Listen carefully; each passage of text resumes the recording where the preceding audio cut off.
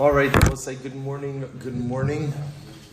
Let us begin. Begin by thanking all of our sponsors for this morning share. To thank our TORAH sponsor for the month of Iyar, an anonymous sponsorship with Hakaras Hatov to Hashem for all of the blessings He has bestowed upon us.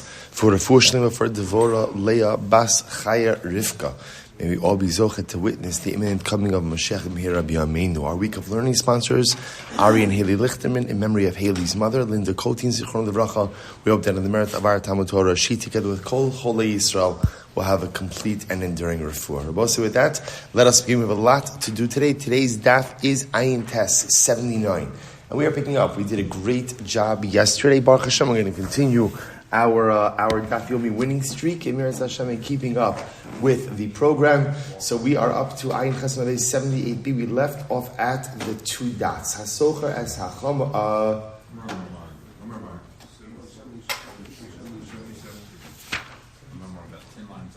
Sorry, today's daf is Ayin Ches. Yeah, okay. What did I say?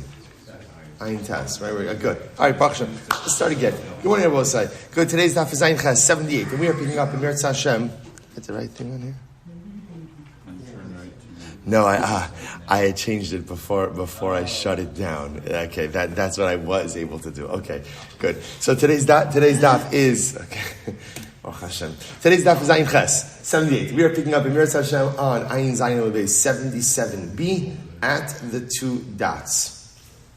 At the two dots. Omer Mar. So we'll say, so remember again, we left off Omer Mar, Mehechon Magbio. So from where do you go ahead and collect? So we'll say, so remember again, this was talking about a situation where I agreed to go ahead and sell land to Ruvain. So remember again, the Braisa said that halacha l'maisa, if one of us goes ahead and reneges, whoever reneges has the lower hand. So if I renege on the sale, for example, Ruvain has the ability to go ahead and collect from idis, from my best property. So Amar Mar Mehechon Magbio Mina idis. So Gemara says, so we'll say, so again, so what does that mean? So now Reuven has a claim against me because I'm backing out of the sale. So fine, so Reuven has the ability to go ahead and collect from my idis. So we'll say, which sounds like we look at my entire, like property portfolio, and Reuven has the ability to collect a financial amount of land, or I should say amount of land corresponding to his financial claim. I don't understand. Why is he entitled to idis? He should be no more powerful than any other creditor. And what's the lachot? A Baal Chov collects from Beinanis, from middle grade property. Va'od ha ara di yohiv zuzi. Furthermore, again, why does Reuven have a claim against my property beyond any property which we were contracted to go ahead and buy and sell? In other words, it sounds like, so there's two issues over here. Number one, why does Reuven have a claim of idis if he is just like a creditor, and a creditor generally has only a claim against Beinonis? That's one. Number two, why does his claim extend beyond anything more than the actual land that he was planning to buy from me? You're right. Mi'idis sheba u'miziburis sheba. You're right. When the Braisa spoke about idis and ziburis, it was talking about the idis and ziburis of the land that Reuven and I were agreeing to buy and sell. So in other words, so if I back out, then Reuven has the ability to get back his money or a corresponding amount of the best part of the property that we were talking about. If Reuven backs out, then I have the ability to either give him back his money or give him ziburis of the property that we were talking about. All right, Ravika says, maybe not.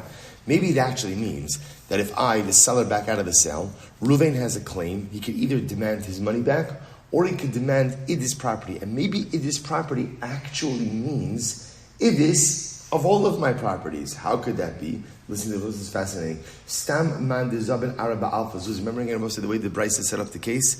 This was a case of where I was selling Reuven a piece of land worth 1,000 zuz. I was saying, that is a lot of money. That is a significant real estate purchase. Generally, in order for a person to go ahead and make a purchase like that, azuli mozul umaz ben nechase v'havile kinizak. We'll say generally, in order to make a very large real estate purchase, you generally have to liquidate something else. So the Gemara is suggesting over here that Reuven probably had to sell off other smaller parcels of land to be able to go ahead and enter into this purchase. When I renege on him, essentially I will say I am damaging him. This is incredible. I'm damaging him. Damages, now again, we'll say, I'm a mazik, and what's alachutnan, hanizakin shamlahan be'idis. When it comes to damages, interestingly enough, we'll say, remember again, damages are paid with idis. So fascinating. So either possibility one is that he's getting idis from the property that we were contracted to buy, or possibility two is that no, in this case, because it is such a large real estate transaction, it's actually hezek. It's actually damages, and therefore halacha l'maisa, I actually owe him from idis of my general property portfolio. Incredible. Rabbi Shmuel Silber. So Rabbi Shmuel Silber said as follows: Malam denosa shlo yachzur ketzad kosev lo ani ploni ben ploni. So if you remember again, it's actually very interesting. So all of this, remember what was happening over here. I was going to sell Reuven a piece of property for 1,000 zuz. Reuven gave me a down payment of 200 zuz. Now, essentially, the way the brisa was set up was a down payment does not seal the deal. A down payment essentially says, okay, you've begun the process of paying, but the deal is not sealed. Therefore, technically speaking, either party could still back out of it with repercussions. So whoever backs out, yodo ala tachtona, but you could still back out. Shmuel says there is a way to essentially make partial payment affect the deal in its entirety. How? That when Reuven gives me 200 zuz, essentially what we write is a document that says this 200 zuz cements the deal. The remaining 800 zuz is a loan, payable, whatever the payment terms are. And obviously what that does is that allows the 200 zuz to affect the entirety of the real estate transaction. Now says the Gemara, Taima, the cost of lahachi. So the Gemara says, Hadalo cost of lahachi, lo kani. So we'll say, so it's interesting, apparently you need to write this. In other words, this is not, see what's interesting is, before you saw this, you would have thought, well, that's always the way that transactions work. You put down a down payment, and when you put down a down payment, that affects the totality of the transaction. The rest is a loan. Rabbi Shmuel says, no, you have to write that. In other words, that is not the default. Right? If you want that to be the case, you actually have to write a document that reflects that reality. And if you don't write it, then ultimately, again, then what's the down payment? The down payment is simply the beginning of the payment, but the transaction itself won't be finalized until the payment is complete. The Gemara says, really? So is that true? Batanya is an interesting case. We've actually seen this before. If I give a collateral to Reuven, and again, the collateral obviously again is to begin to cement the transaction. Imani chozer, right? Ultimately, again, if I go ahead and renege on the transaction, I hereby am mochel the eravon. I'm mochel the down payment. Right? And the other party says, Imani chozer b'cha. Right? Reuven says, if I renege, echpol lecha ervoncha. I will not only return your down payment, but what? I'll double it. This says, okay, these are binding to know, and therefore again they work.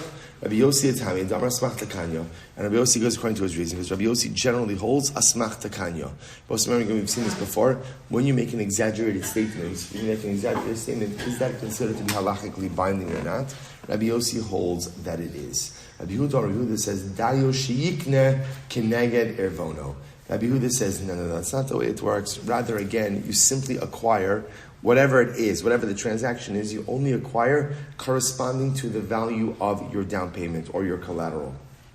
Rabbi Shmuel says, when is this? So, Bisman Sha'amar Lo Ervoni Yiko, when he says, my collateral should acquire my behalf, Aval Mocher Lo Soda Be'elev Zuz. But if I sell Reuven a field for 1,000 zuz, and Reuven pays me 500 zuz down payment, then he pays me the rest. The rest is a loan. So what do you see from here? See from here is, you don't have to write down this type of transaction. This is the default understanding of the way real estate transactions work. Rarely do people pay in full at the time of the sale. Generally what happens is, people pay some amount, right? And after the initial payment, the transaction itself is solidified and concretized. How do we look at the rest of the payment? It's a loan. I always say, do you understand the two ways to look at the transaction? In other words, let's just play this out. I sell Reuven a field for $1,000. Reuven gives me 200 zuz, 1,000 zuz. Reuven gives me 200 zuz. So now the shaila is as follows. Do we say the sale's not finalized? We've begun the process. When is the sale finalized? When is it finalized? When I get my money. All of my money. But until I get all of my money, the field is mine. Or possibility two, what the Gemara is suggesting is no. When you get a down payment, the sale is finalized. The rest of the purchase price is a loan that Reuven owes to me. Fine. Now, the problem we're running into over here is Rabbi Shmuel Silber made it sound like that only happens, that second part, that second scenario, where, again, the sale is finalized and the rest is a loan, if you paper that, if you documentize that, right? If you go ahead and you write that into a shtar. Now the Gemara seems to indicate that no, that's the default. That's always the way real estate transactions work. You don't have to paper it. You don't even have to articulate. In other words, that's the way things work, just by default. So which one is it? The Gemara says, Lokasha is very interesting. Haduka ayil v'nafek azuzeh, haduloka ayil v'nafek azuzeh. So I'll say, watch this. One case is talking about where after I sell Reuven the field for 1,000 zuz, and he pays me 200 zuz. So Rabbi say, am I constantly running after Reuven for the money? So it's interesting. If I'm constantly running after, I will say, then that would indicate that what? I do not really have in mind that the transaction should be solidified until he pays me the money. The fact that I'm running after him, right? Or pay me, indicates that my kavanah is that the sale is not finalized until you go and pay me all the money. Versus a stam case where he gives me the down payment, and again, he's going to pay me, whatever the terms are, but I'm not running after him day after day. That would seem to indicate that halacha l'maisa, the down payment solidified the sale, and the rest is a loan to be paid over some amount of time. Fascinating. The Amar Rava said as follows: if someone sold something to his friend, v'ka'ayil v'nafik azuzeh, and after he sold it to us, so I sold something to Reuven.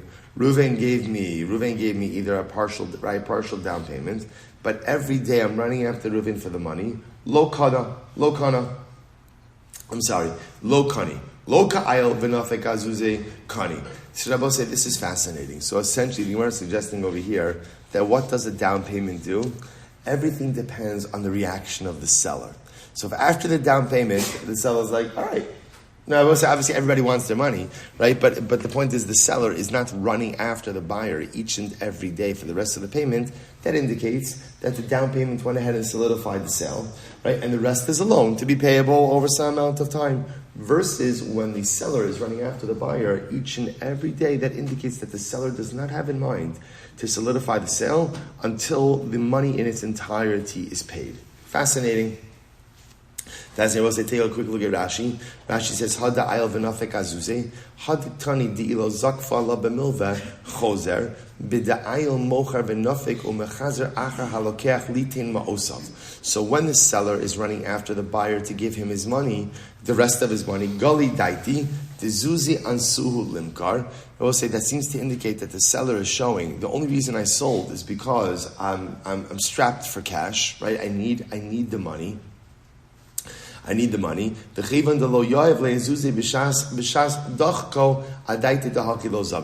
So I'll say, so again, because I need the cash, therefore again, the reason I'm selling is because I need cash. I need cash. Therefore again, so long as you have not given me all of my cash, I'm not selling to you. So we'll say, so fascinating. So fascinating distinctions. The Gemara is suggesting over here like this, that halacha l'maisa, in general, we assume that when there's a down payment goes ahead and affects the transaction. The item is sold. The rest of the outstanding payment is viewed as a loan between buyer to seller. The exception to that rule essentially is when we see that after the down payment, the seller is constantly running after the buyer. In that case, that's indicative. Where we assume the narrative over here is seller needs the money. That's why he's selling. And therefore, the sale is not solidified until buyer goes ahead and pays in full. Fascinating. The Gemara goes back there. Ho Gavra. We'll say good story. No, sorry. Amar Rava. Hayman de Ose Mea Zuzi Bechavre. Rava said as follows. There was a guy who lent 100 zuz to his friend. Listen to this. Upari Zuza. Listen to this. So imagine I lend Reuven $1,000. And what happens? For a couple of years, Reuven shows up at my door every day with $1. With $1, right? Every day he pays me $1. So we'll say, what's talacha? Pira and Havi. So it's fine. In other words, Reuven has satisfied his obligation to pay me back. Elo de islay taromes gabe. But I have the right to be braggis. right? I have the right to have it. And I both say, by the way, Yachmiel Balkan and I were talking about this. What does it mean when the Gemara says you have a right to be brightest? So first of all, I'll say, for some people, this is wonderful news, right? Some people have been walking through their whole life, right? Wanting to be brightest, right? And yet feeling bad. So apparently there is an entitlement to be brightest, right? So what does it mean? We'll say, when you see this lashon over here, what this means is, the act is wrong. The act is wrong. The act is, in other words, it's not right, but there is nothing illegal that's happened over here. So in other words, there's no claim, but it's important for the person to recognize that what they're doing is not really the right thing. So when I lend $1,000 to Ruben, and Ruben shows up at my doorstep, at my door every day with $1, again, that it's legal. It's obviously, this is assuming we did not stipulate another way of repayment. In other words, if I told him, if we stipulated you owe me, $50 a month, right? Then that's something else. But assuming we didn't stipulate, he could show up at my door every day with $1, and technically speaking, it's legal. It's a legal form of repayment, but it's not right. It's not the right thing to do. Now, why not? Because what's the problem? We don't know what's the problem with getting paid $1 a day. You see, as opposed to when you get a lump sum, you can put that aside.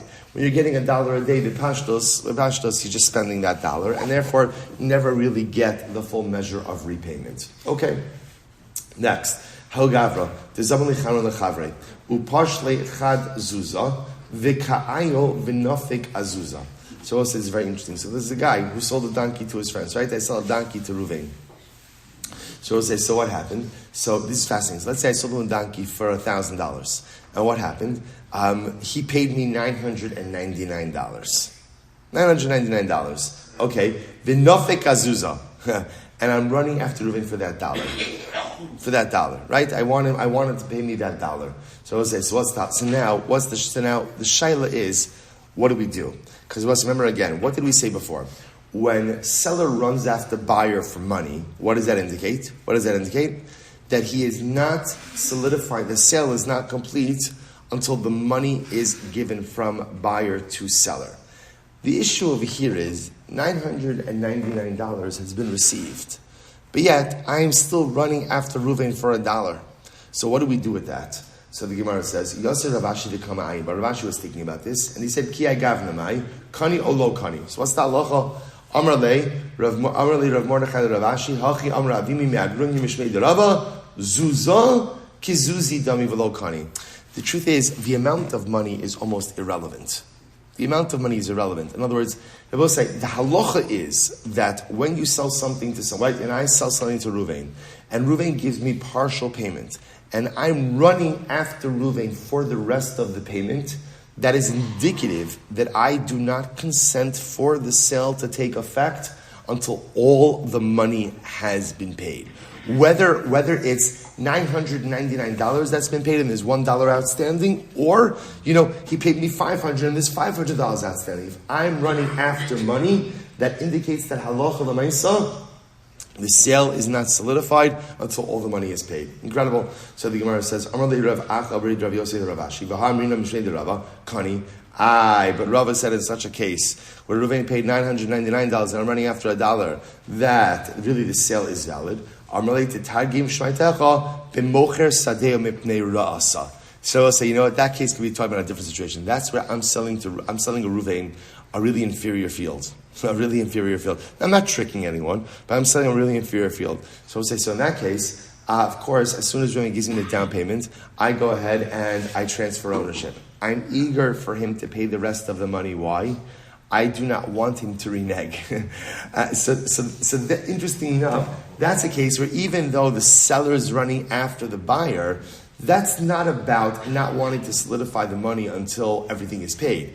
That's about, I'm so eager to get this done, and I don't want the purchaser to potentially renege on anything. Okay, incredible. So I just want to point out what you see over here, something very interesting. So first of all, what comes out from the Gemara is the default understanding of down payments is, as Rabbi Shmuel Silber said, that halacha l'maisa, when you provide a down payment, we look at a down payment as fully affecting the sale.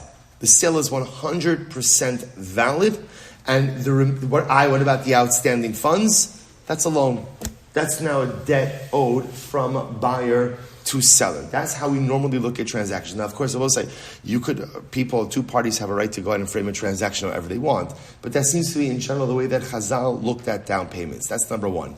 Where it gets complicated is where the seller is running after the buyer, hounding him for the rest of the money. So when that is happening on a constant basis, the way the Gemara seems to understand that is, what that means is, seller is only selling because he wants the money, and therefore, again, halacha l'maisa, he does not want to go ahead and allow the sale to be totally chal until he receives the entirety of the money.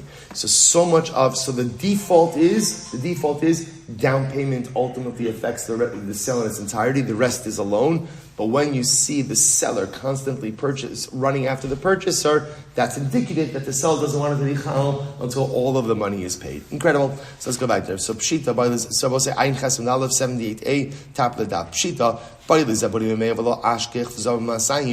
listen to this case. So as I say, I want to sell a piece of land. I have a piece of land that I want to sell.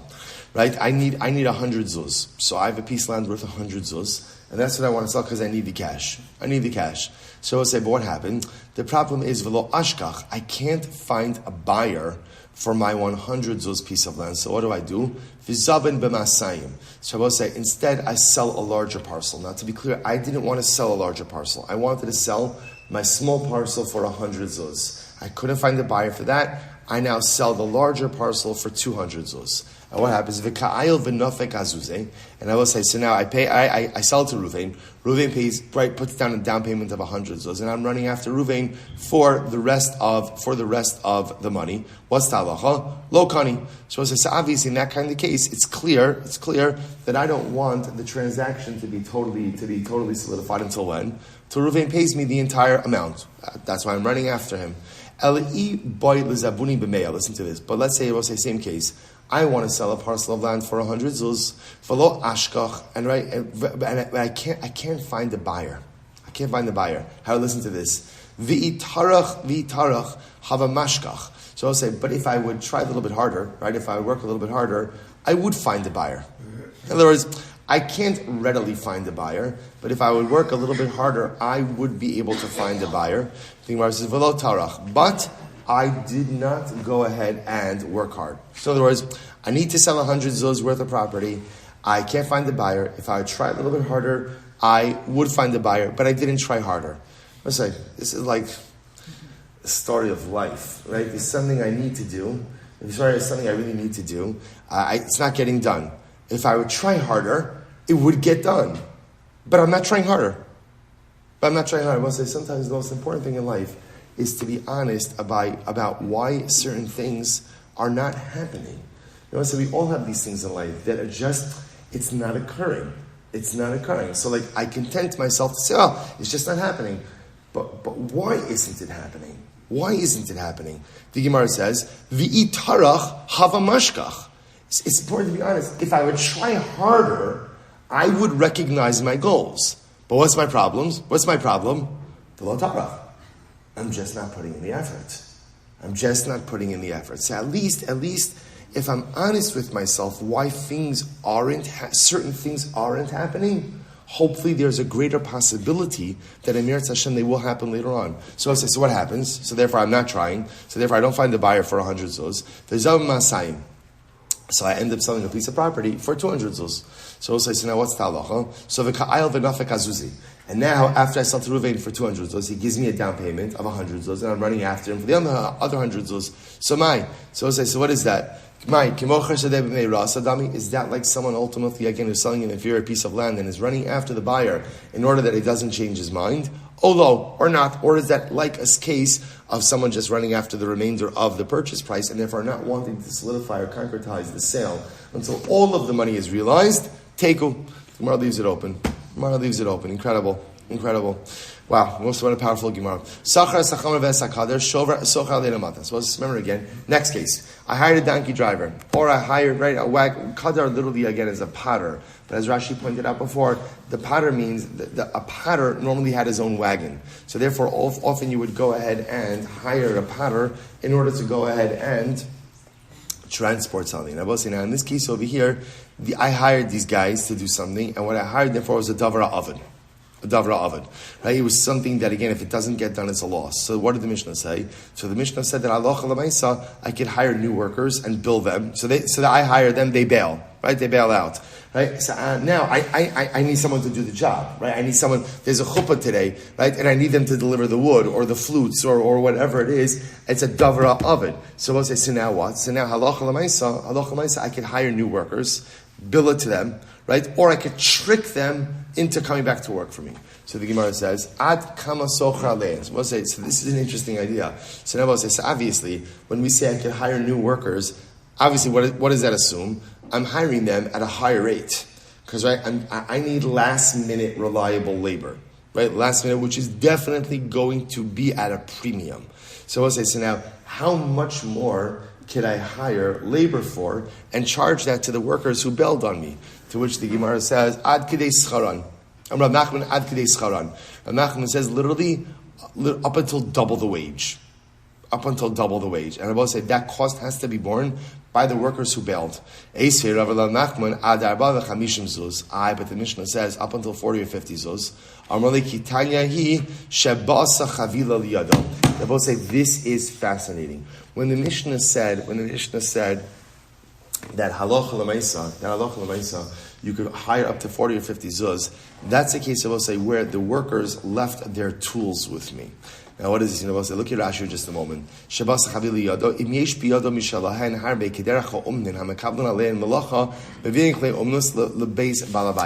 to this. Now, this works better in a case of like a craftsman. So I hire someone to do work, I hire workers to do work. He brings his tools to my house. Now he's coming back and forth to my house. He's not taking his tools with him every single day. So let's say, so now one day he decides he's not coming to work. Right? He's not doing the work anymore. So what did the Mishnah say? If he's a Devorah Ovid, what's the halacha? I could take his tools, I could sell his tools, and use those proceeds to go ahead and hire new workers to get the job done. It's fascinating. So therefore the Mishnah says up until 40 or 50 zuz, the Mishnah was using that kind of case where I have the tools of the worker that I could just sell and use those proceeds to go ahead and hire new workers. All right, incredible. Well, let's go back to Mishnah. Great case. I rent a donkey. We'll say, so I am renting a donkey, zoche, right? I am renting a donkey from Ruvain. Now what happens? Now we'll say, when I rent this donkey, so I'm renting it for a specific purpose. I'm taking it on mountain terrain. Right? Now, so this is an off-road donkey. Right? I'm taking it on a mountain terrain. Right? But instead I use it in the valley. Or or we'll say I rented a valley donkey and instead I take it on the mountain. We'll say, even though again the trek is the same distance. In other words, it's both are 10 mil. So we'll say, what's that? The donkey dies. Chayiv. I'm chayiv. Again, we'll see why that isn't just a little bit. We'll say similarly again. That's case one. Case one is, I rented the donkey for a particular purpose, to use in a particular terrain, and I use it in a different terrain, and now the donkey dies. I, the renter, am responsible. Case two. So it says, now I rented a donkey to go ahead and travel in the mountains, but I took it in the valley. If the donkey slipped and died, right, or slipped and was injured, I am pater. Now what's the logic behind that? Because the danger of slippage is much greater on the mountain than the valley. So because it got injured by slippage, so again, this would have been something in general that I would have been covered for under my mountain use clause, right? So because of that, if there's damage because of slippage in the valley, I'm pater. Vim huchma chayiv. Now, interestingly enough, if the donkey dies because of overheating, right, which makes sense, the higher you go, right, then ultimately again, I'm chayiv. Okay. Lo licha bebeka, v'holicha bahar. Now we'll say, now what happens if I rent it to use it in the valley, but I took it on the mountain? In hichlika chayiv. So we'll say, so in this case, if it's injured or dies because of slippage, I'm going to be chayiv. Because again, we'll say, halacha l'maisa, the danger of slippage in the valley is not the same as the mountain. Vim huchma pater. But if it overheats, I'm pater. Why? Because we'll say if it would have overheated in the valley, it certainly would have overheated on the mountain. Okay? The Gemara says, Im machmas hamayla chayiv. Now, if the animal dies as a result, ultimately, again, I will say, we're going to see what this means really essentially, if it dies as a result of the ascent, right, then I'm going to be chayiv, which makes sense, because obviously that's an extra burden on the animal that it wouldn't have had in valley use. Hasocher es hachamar v'riga. Also, I want to point out, when you think about valley, right, I don't know, at least I think about valley as like going down. So when the Gemara uses it, it's much more almost like a plain, right, than like a valley where you're going down into something. So, listen to this. I rent a donkey and it goes blind. Oceanasis angaria, or for that matter, again, the animal was conscripted into the king's service. Again, we'll discuss the parameters of that case. Rashi says, so what's halacha? So obviously, I rented the donkey, so I go back to Reuven and said, Reuven, donkey went blind. Right? It's not really helpful to me. Right? Or the donkey was conscripted by the king. What's halacha? Omer lo harisha chalafanecha. Reuven says, sorry, tough luck. That's what do you want from me? Right? I didn't make the animal blind, and I didn't cause the king to conscript it. That's your bad mazel. The Gemara says, Meisa o nishpara chayv lahamid lo chamar.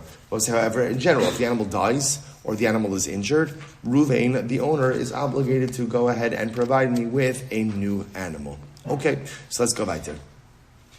Says the Gemara,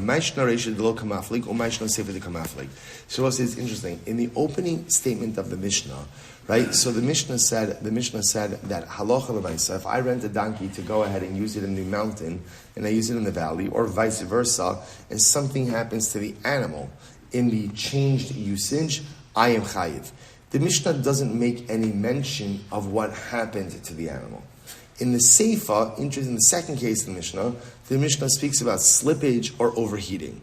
So why is it that in the first case of the Mishnah, there's no mention of the condition that led to the demise of the animal, and yet in the Seifa there is? So we'll say the question we're asking is, why does the Reisha not indicate how the animal died? To which the Gemara says, because the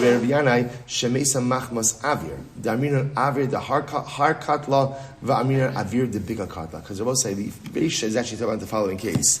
The Reisha is saying that even if the animal didn't slip, but the animal just died, we assume that the animal died because of the changed air quality, and that change is a deviation from the way the animal was supposed to be used. So if I rented an animal for Reuven to use in the mountain, and instead I take it into the valley, and it dies, and again we assume the animal overheated, and whatever it is, the air quality of the valley is different than the air quality of the mountain. Or if I rented it for the valley, I took it to the mountain, the air quality there. So what the Mishnah is introducing me to is that even if nothing happened to the animal that's necessarily observably unique to the mountain or to the valley, but the animal just suddenly died, we attribute the death of the animal to the deviation you made in your rental agreement. Something in the air quality, something, right, the Gemara says over here, machmas avir.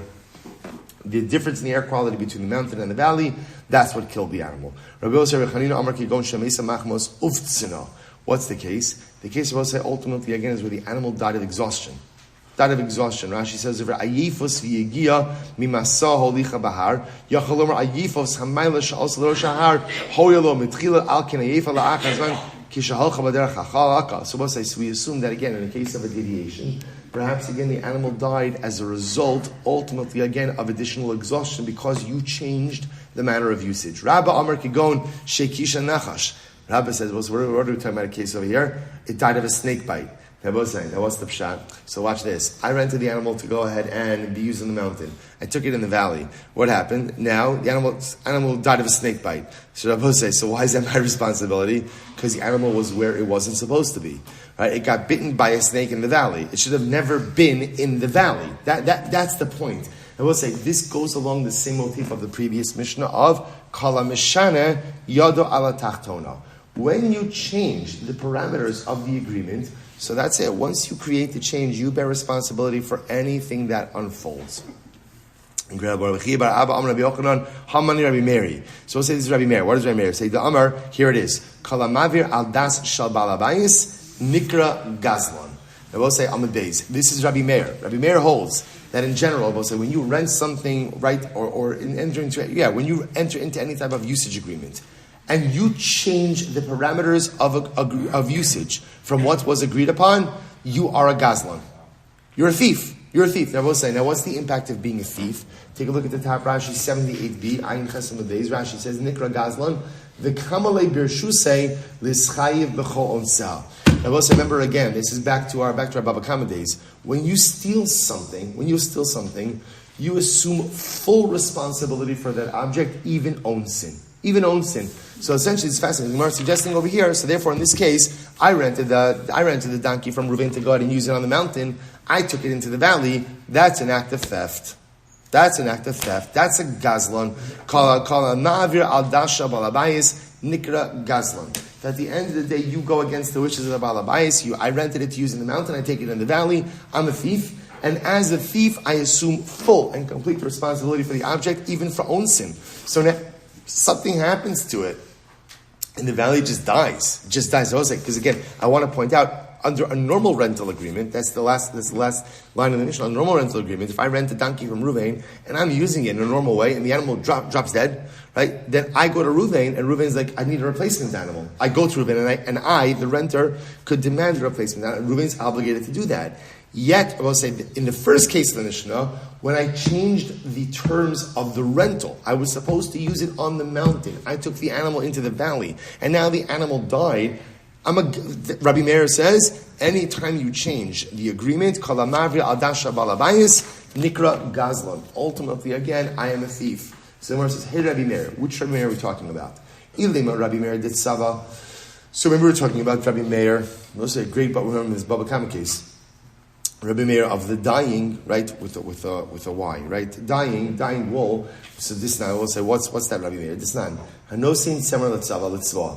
Letzva adon tzva shachar. So we'll say, I give wool to the dyer, and I give him explicit instructions: dye the wool red. And what happens? The dyer dyes it black. Or shachar v'tzava adon, or vice versa. It doesn't really matter what color. The point over here is the dyer did something different than what I asked of him. So what's the halacha? Rabbi Meir Omer no sin lo d'meit samra. Rabbi Meir says, okay, that's it. Rabbi Meir says over here, what Rabbi was saying, the dyer essentially acquired the wool. Right? It just has to give me back replacement wool, or give me the value of the wool. That's it. So what I think is assuming over here, why does Rabbi Meir hold that way? Because since the dyer deviated from the instructions, he's essentially what? He's a gazlan. Because he's a gazlan, therefore again he's fully responsible for the object. So therefore again he's obligated to give me wool. I gave you wool, you messed it up, which you deviated, which means you stole it from me. So now you owe me new wool. Rabbi Yehuda says, no, it depends. So now Rabbi Yehuda says like this: if the appreciation is more than the expense, then ultimately again, I, the owner of the wool, am obligated to go ahead and pay the dyer the expense. But ultimately, again, if the expense is greater than the appreciation, no sin less hashavach. I pay the appreciation. So we'll say the Gemara is assuming this is Rabbi Meir. Sorry, from Rabbi Meir. Rabbi Meir holds that any time you change from the terms of the agreement, halacha l'maisa, you're a gazlan. Gemara says, whoa. Mimai, Dilma Shiny Hasan, the Kanya B'Shinui Maisa. This case is a little bit different. Why? Because the dyer did something. There was an action. So maybe the reason Rabbi Meir holds in this case that the dyer essentially acquires the wool and owes me the value of just brand new wool is because there was a maisa, because there was an action.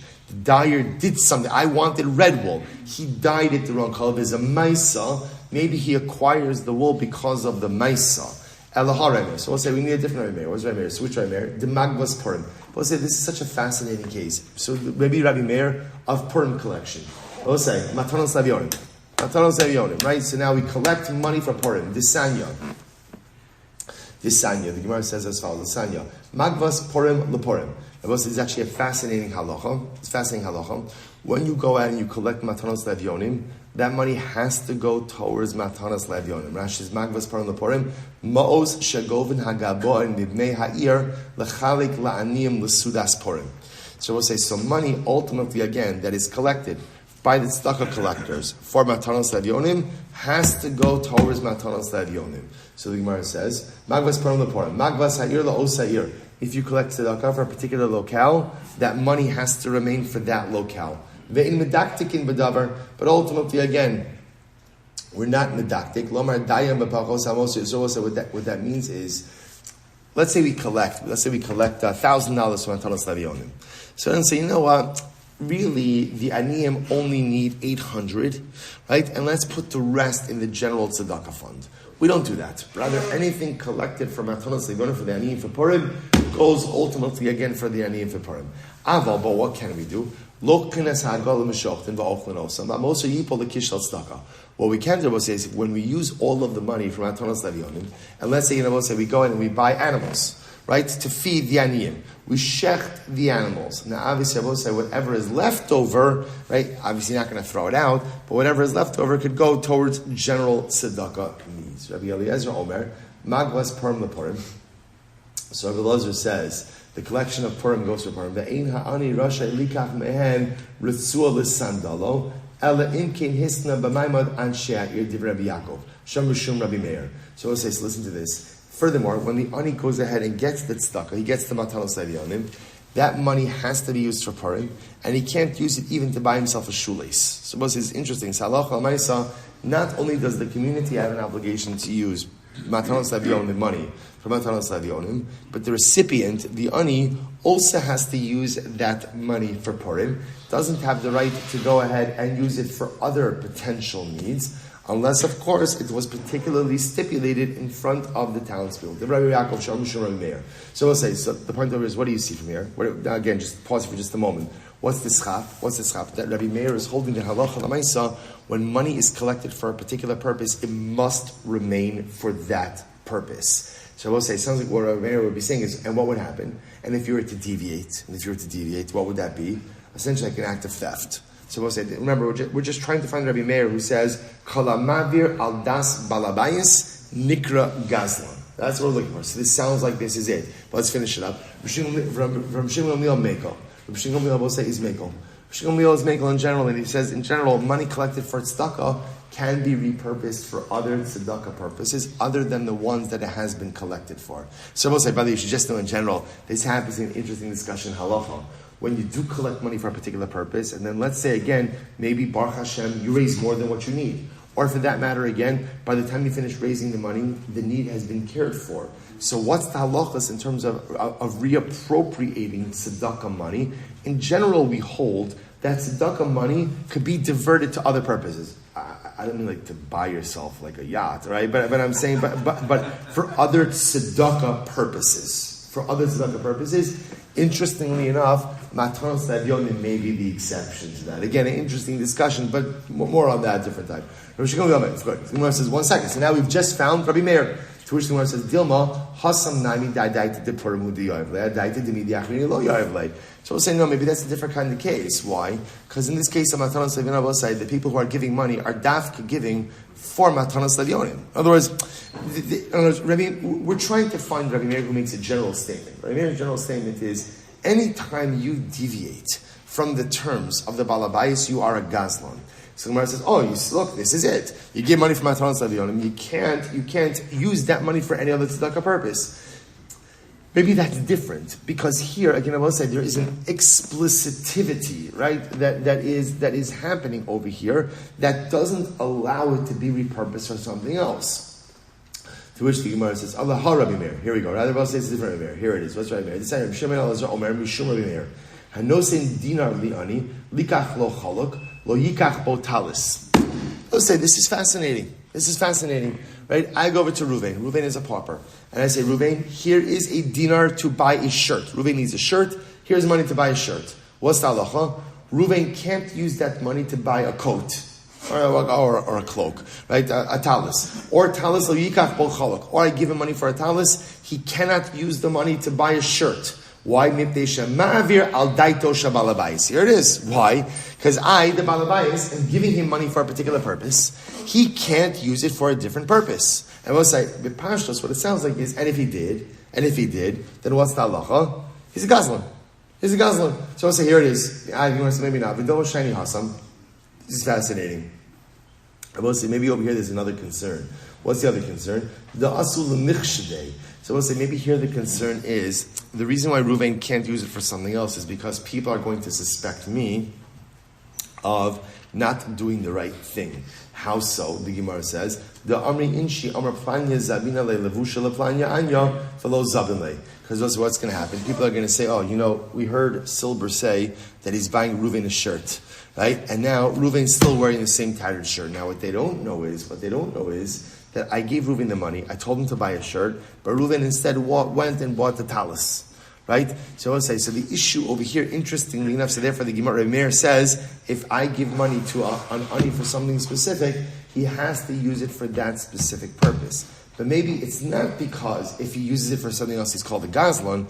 It's because, again, I will say, people shouldn't think ill of me that I'm promising to do something and not coming through on it. Okay, inami zabnina leglima v'lo zabnei. I imkain listni mipnei chashad. So if that's the case, then I will say that when you give an ani money to use for something specific, he has to do it. He has to do it. Otherwise, again, because of chashad, because otherwise people will suspect me, the giver, of not coming through on my promise. My mipnei shemavir al daito shabalabayis shmamina mishum deshanihu. So I will say, rather no, it must be that halacha l'maisa, when I give Reuven that money to use for a shirt, Reuven is not permitted to use it for something else. Why not? Because he is deviating from the terms that I set down. And what do you see from here? Kalam ma'avir al das shal balabayis nikra gazlan.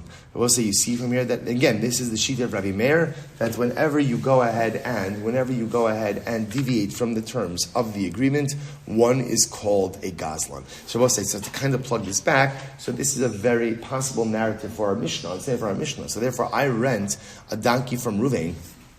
I rent the donkey from Reuven to use in the mountain, on the mountain, and I use it in the valley, and now something happens to the animal, so I am fully chayiv. Why? Rabbi Meir will say, because I changed the terms of the agreement.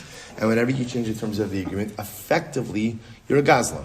Now, I will say, now what does it mean I'm a gazlan? It means I have complete responsibility over anything and everything that happens to the animal, complete gazlan. But I'll just mention, there's a beautiful, I think, also like hashkafic underpinning to this statement. Kala ma'avir al das balabayis nikra gazlan. I will say, again, who's the ultimate balabayis? Who's the ultimate? The ribono shalom. So I will say, in general, when you're ma'avir al das ribono shalom, when you go against HaKadosh Baruch Hu, you're called the gazlan, you're called the thief. What am I stealing? So I will say, HaKadosh Baruch Hu gives each of us incredible kochos, incredible abilities. Everything from the basic ability, everyday abilities that we have to function in this world. So on a basic level, when I go ahead and I have the power of sight, I have Baruch Hashem legs that work. So I will say, when I use these things in the wrong way, right? I use them in the wrong way to do wrong things, I'm a gazlan. I'm deviating from the terms of the agreement.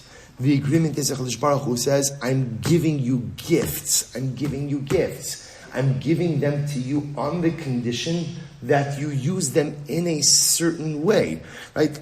To go ahead and to make a kiddush Hashem, to go ahead and further your ruchnius, to further our relationship.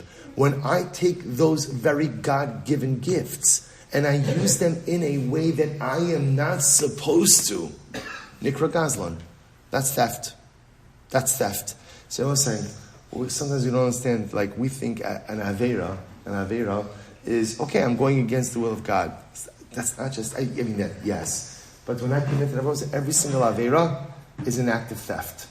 Every single Aveira is an act of theft. Everything a single Aveira is misappropriating. Again, HaKadosh Baruch Hu gave me resources to use in a particular way, and now when I go and I use it in a different way, I'm stealing from HaKadosh Baruch Hu. I would say, it's something good to think about because, a lot of times when we commit Averas, the justification we have for committing Averas is, right, this is it's a victimless crime.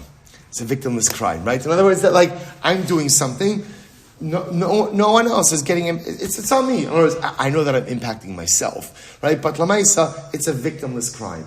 To which the Gemara says, that's not true. That's not true. There is no such thing as a victimless crime. And at the end of the day, whenever I commit an Aveira, there is some level of theft that is happening against the Ribono Shalom. Incredible. All right, let's go back there. Just hopefully, thinking about that for a little bit, I think just goes ahead and maybe sensitizes us to maybe before we take certain negative actions. Incredible Yisod. Let's go back there. Says the Gemara. You went ahead and I rented a donkey and it went blind. Vivrika. My Vivrika. Went blind. Rava Amar Avzekes. Rava says Avzekes. What's that? So apparently I will say this is some type of worm issue in the hoofs of the animal. So the animal serves some type of foot issue. Okay. Hahuda Amarlu Avzekes b'milsa demalka.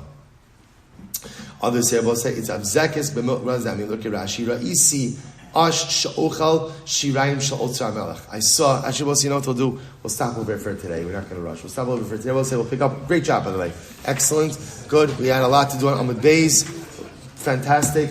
An incredible Gemara. Musa Haskell, Aloha Lamaisa. What a day. What a day. Shkach Vosai.